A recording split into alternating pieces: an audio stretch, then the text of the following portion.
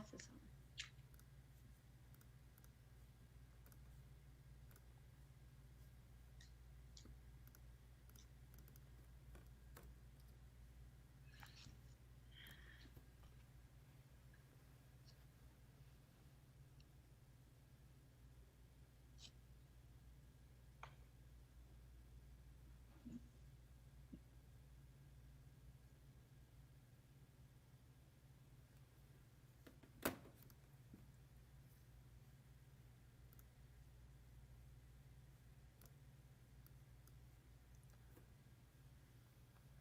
Hey everybody, we're just waiting for just a few more people to come in before we begin, but we see you all.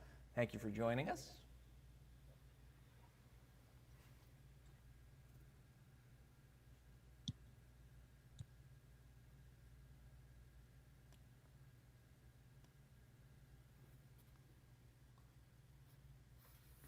And hi John, we are definitely going to get to your question. Welcome everybody to Live with Mary Remer. This is episode 13, if you can believe it. We are here to answer lots of your questions, and we're going to show you some videos today, but you don't want to hear me talk. You want to see Mary. Mary, how are you? Hey Terry, how are you? I am great. Yeah, it's awesome. Who is that we have on your lap? Well, this is Caper, and Caper's here tonight to watch this video that we're going to look at all together. She's going to put her glasses on so that she can really study the video, because there's lots of learning. So we put this video together for you. You can do this with baby puppies, a little bit older puppies, with all dogs, and they're just fun things that you can do inside. You can also do them outside in your yard if you like. But here we go.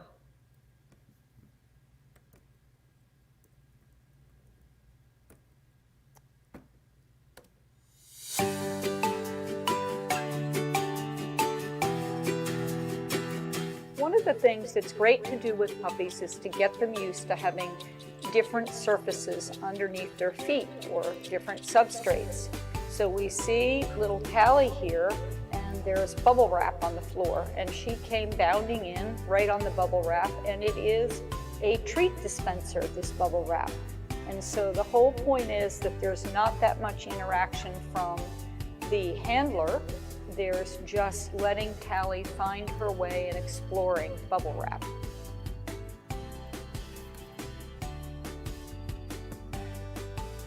A different surface we have here is a plastic bag and a sun shield.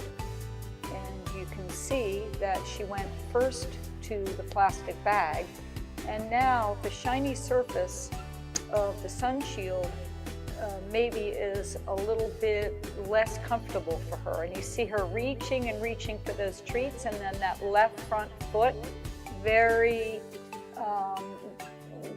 carefully put down, and now she's moving around on it. She's picking up her hind feet, but notice they're staying on the carpeting.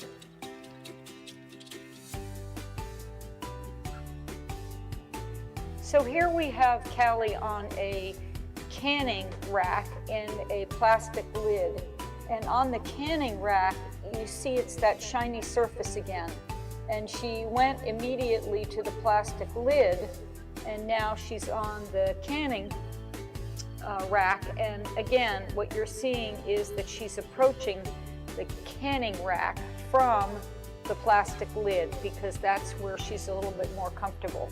So we'll work a little bit more on shiny surfaces for her.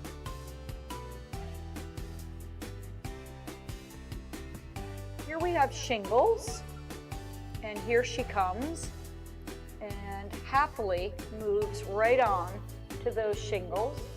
And again, she moves to all of the solid colored shingles, and she's not quite going to the shiny one. So we're learning again that we need to present her with more of those with very high value treats. Here we have tarps and plastic sheeting. And woohoo! She's, oh, isn't that cute? She's like, this is great. Isn't she adorable? So again, These are just fun things to put out, let the puppy experience it on its own. All kinds of, it's like an Easter egg hunt, only it's a treat hunt.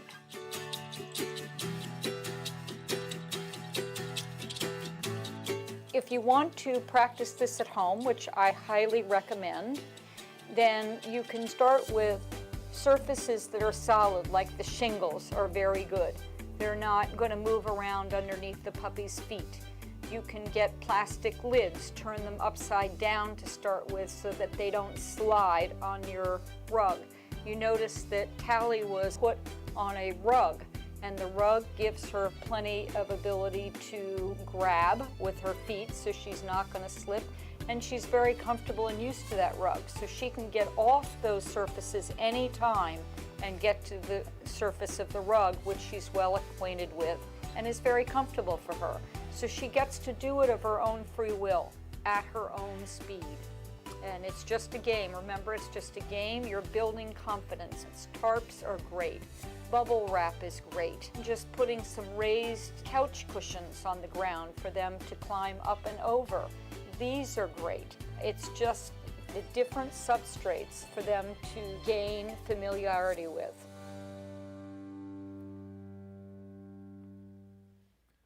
And there we go. So those are just some fun things that you can try at home with just stuff that you have around the house or in the garage. Great things for puppies to do, and even adolescent dogs, and even gives your older dogs something to do. So games for all ages with substrates. Okay, so let's get right into some questions here. Oh, by the way, if you want to see more of those videos, please head to our website, whatagooddogInc.com, and click the connect button where you can see all sorts of fun videos that we have up there. Okay, this is from John. So my Sadie, who is an 8-month-old Labradoodle, will not go potty anywhere but our yard, never on a walk. Went to my daughter's house, and throughout the day she drank a lot of water, nothing. Okay, so again, that's what feels comfortable under her feet. And even though grass, you would say, well, grass is grass, but there's grass and then there's grass. There's home turf, and then there's non-home turf. And so that's just a comfort thing. If you know, it can happen often with children that only feel comfortable going at home. They don't feel comfortable, and they have to learn to feel comfortable. It's really the same with her. So what I would do is I would start with just when you get her up in the morning, first thing, just go down the end of your yard and get her to pee there and praise her. So go with her on the leash and run down there, and when she goes, tell her how great she is. And then the next morning, just try stepping outside your yard gate to the grass that's on the other side of the yard gate. So go in very, very small increments, building the trust for her on these different substrates that are outside of your yard. I would stick to grass. Sometimes what we do with younger puppies is we have them pee on a pee pad, and then we put that pee pad outside. And that seems to help them get the idea to go out there. So you can try these different things, but going slowly, and try to have her go out, as I say, first thing in the morning, and or when you know that her bladder is full. And you just have to be patient. Another thing that happens is that people think moving them, keep moving, but every time you move, you're actually moving for them to a different substrate and smell. So try to keep her in a same area for a little while and see if she won't go. Just wait, like take a refreshing drink for yourself outside, maybe in the early morning, and just hang out there with her until she goes. She'll go, she will, and then reward the heck out of her. And I would start to use a cue, a word.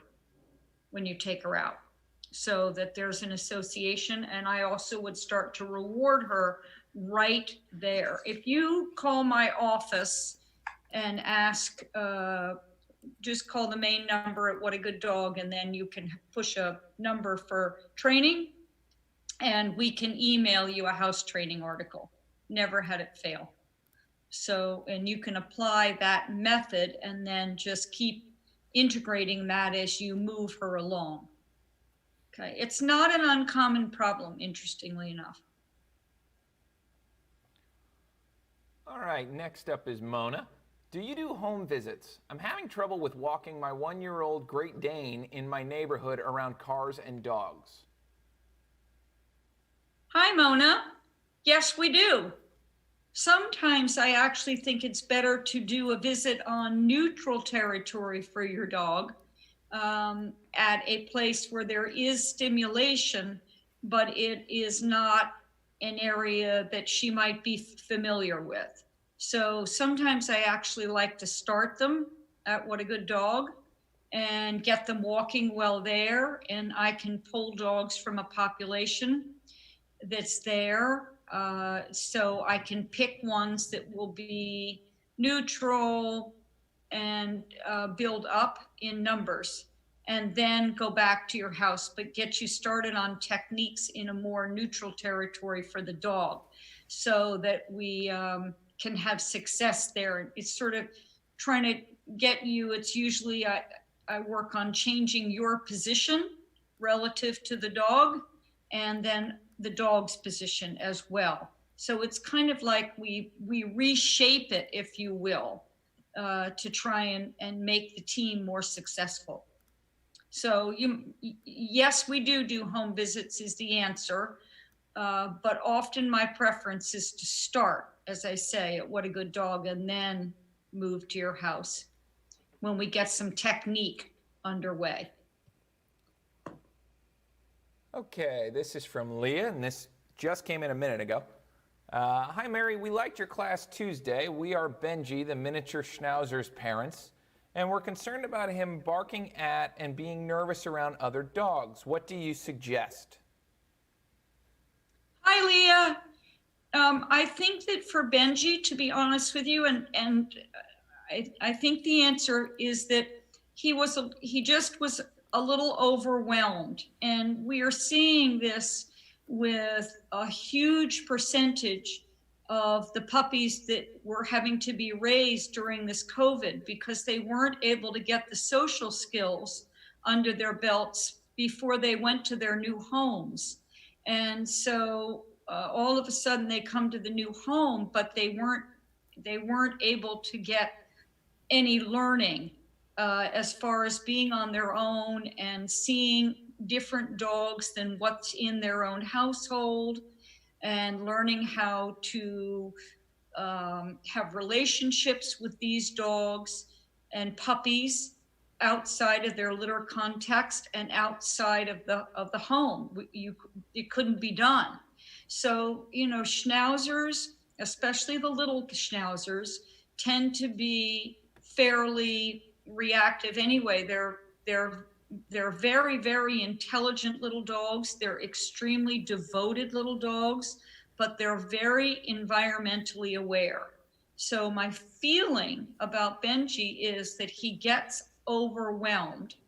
And when he gets overwhelmed, he gets compressed to start. And then he kind of goes the other way. So he does a shift. Sort of think of it as like a seesaw.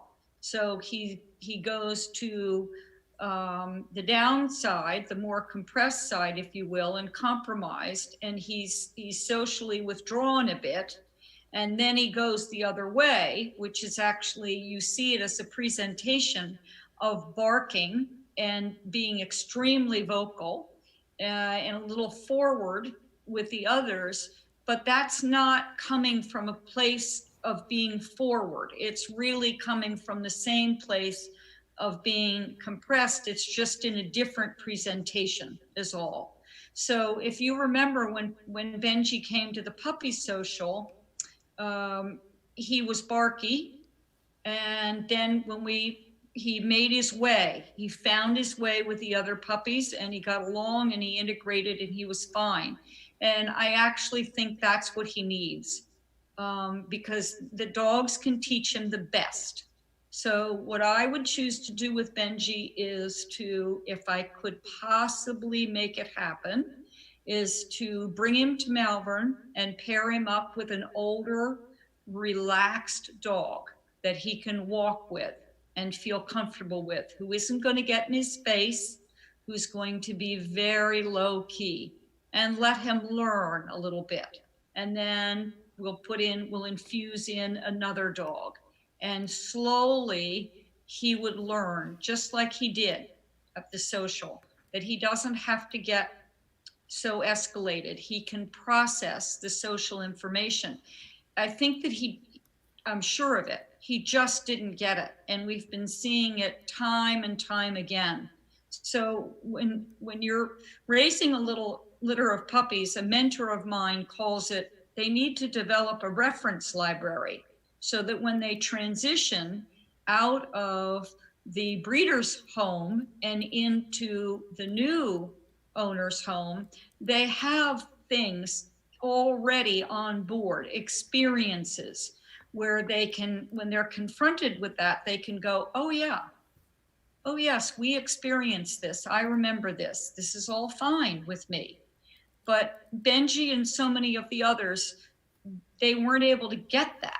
So it's sort of like being dropped into a foreign country and you don't even have a dictionary, a language dictionary to help you. He doesn't have that. So he doesn't have any skill sets that he came with.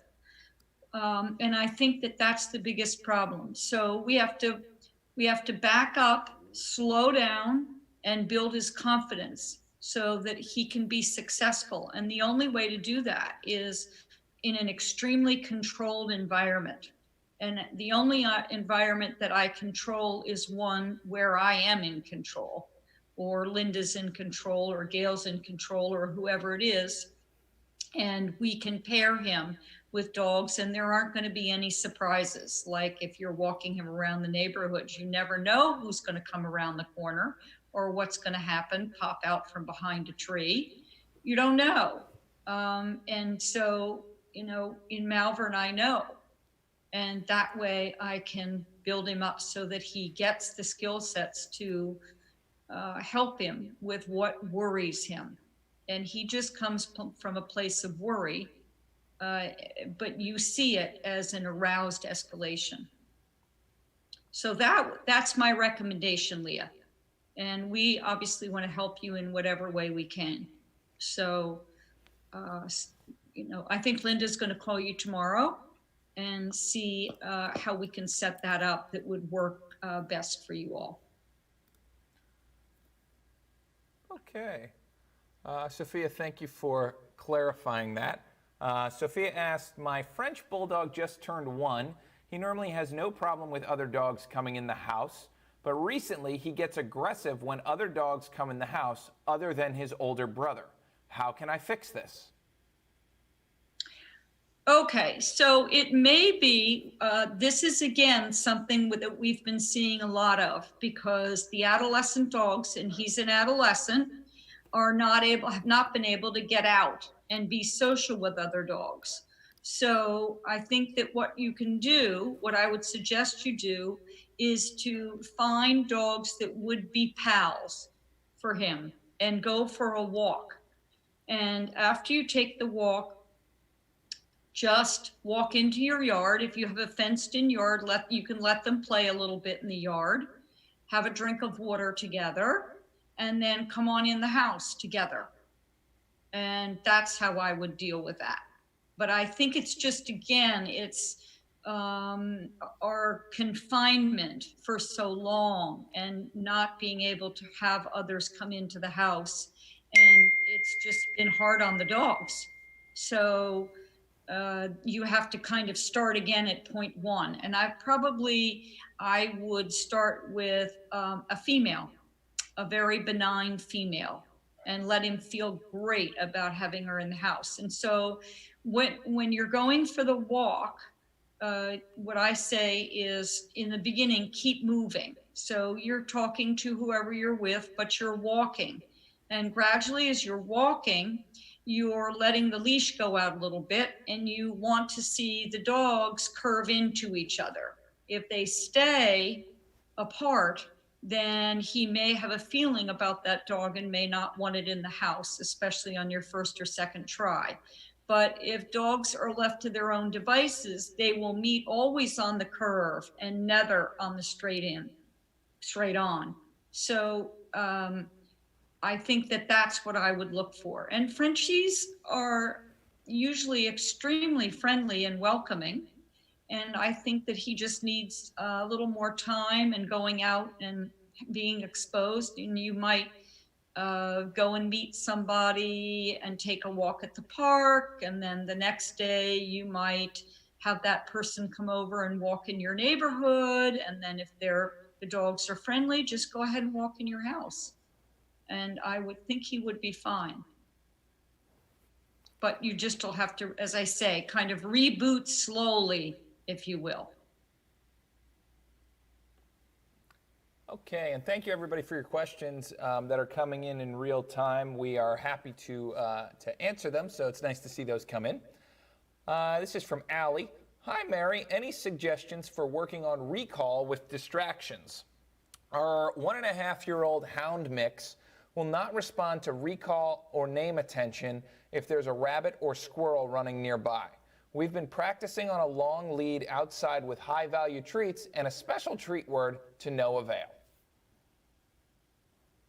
Yo, Allie, that is a hard one, okay? A very hard one with the hounds because, of course, you know, you're asking him to make a choice, okay? And the choice is what feels good to his soul, which is chasing those rabbits and squirrels to the very best of his ability, which I'm sure is good, or come for a treat. And unfortunately, a lot of times the squirrel and the rabbit win. So first of all, I think that sounds like you're doing a great job with the high value treats. But what I would tell you is that I would pick up his food and let him earn it for coming when you call him. So it's called it has a bunch of different names. We call it Learn to Earn. It's called No Free Lunch. It has a variety of names. So what you do is you take 10% of his food ration off the top. And you can divide that up into little sandwich bags or just a couple of bags, however you best work. And then in those bags, you put a variety of high value treats. So you might have a little chicken in one, you might have a little steak in another, you might have a little hot dog in another, a little cheese maybe in another. So you want them to be well flavored. And with his very most favorite things. And then you are going to work on the recall in a very safe area and limited. So in the beginning, I would just work on 6 to 10 feet. And if he responds, then you're going to feed him. If he doesn't respond because the environment is too taking control, then the food that you were going to give him for giving you the response that you were looking for goes in a separate bag. And what goes in that bag can never be earned again. No more opportunities. It's lost. So what will happen is after several days of this, he will wonder, what did happen to the god of the dog bowls? Because he's feeling hungrier and now he wants to know how to get to his food. And the thing about the hounds is, yes, they have a very high drive instinctually for chase. And when the nose is working or the eyes are working, the ears are closed. And you can override that though, because the hounds also have a very good appetite, most of them. So in several days of having to earn his food, he will wonder why he's feeling hungry. And he's going to look around and go, oh, you're the one. Okay. So I think that that will help you. The other thing I think that will help you is to teach him a go hunt game so that he can use his nose and he can hunt. And so you can do things like make little treat trails in your yard for him to go out and sniff and get, okay, with the ration of food that's in the bags. That's another great game for him. And also he uses that hunting instinct. So that also would be helpful. And then if you have rabbits and squirrels in your yard, I would give him an opportunity on a cue word, which might be chase, to let him chase them. It's just that you're going to let him do it when you say he can do it. So let's say that he did pay attention to you and came when you called him. I would then give him the lead and let him go chase. And if you're in a fenced in area and you can then unclip that lead and he's safe, let him go, because that's the highest value reward for him, right? Is getting to do what he's instinctually bred to do, what resonates with his soul. So if he knows that you're going to let him do it, then in your partnership, he's going to be more willing, I think, to work with you. So try those suggestions and see how they work. Okay, this is from Lisa. I have 2 Cavalier King Charles Spaniels, and they like my baby more than they like me. How do I make my sweet Olivia and Sebastian prefer me again? And she submitted a photo. Oh my gosh. That is so cute. That's just adorable. I don't know. That's a very tough choice. I actually would be thrilled that they were so happy with the baby. And then what I would also do, what you can do with them, is do some hand feeding so that they connect with you as being more of the Pez dispenser of all things good and wonderful. So the baby in his self, in his own little self, is a very wonderful and magical being. And that's extremely compelling. And aren't they absolutely wonderful? So for you, get some super fabulous treats for them and reconnect with them that way. And I would do some things like, the calves are very smart and they like doing things. They like to learn, they like to do games, they like to do sniffing games. I would set up some hunting games for them that you play with them where they can find some of their food. You can teach them little tricks like give a paw, do a spin, lie on their side, back up, any of these things to get them engaged with you. So it's just a different kind of relationship than with the baby. And I think that will be connective and inspirational for them. All right, this is from Craig. My wife says I'm not supposed to tell the dog no to bad behavior, but only instead praise good behavior. But growing up, we always said no to dogs when they were bad. What is she talking about? Well, so we always have progressions in life, Greg. And we try to focus on the good and support it. And so we try to as they're growing up, we want to manage them so that there's not so much of the bad. No for a dog is a very non-specific word. So if I was going to use a no, I would want to put a word with it. Like if the dog is pulling on a leash, I would want to teach it no pull, not to pull. But in doing that, I want to set up an exercise so that I can show the dog what no pull means. so that they can be successful. It's really hard to tell a dog good no if they stop doing something when you say no. It's hard to tell them the no again.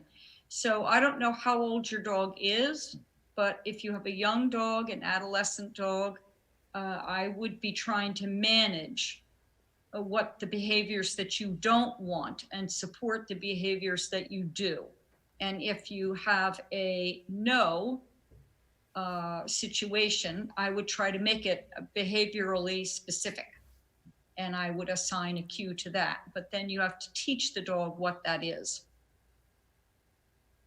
So remember that positive doesn't mean permissive. And that's wrapping up about 30 minutes, everybody. Thank you so much for joining us. Leah, Judy, John, Sophia, Sarah, thank you very, very much for all your interactions. I'm going to give Mary the floor so she can give you some final thoughts for the week. Everybody have a great week. I understand we're going green tomorrow, but please be careful and continue to stay safe. And hug your dogs today. Caper says bye-bye.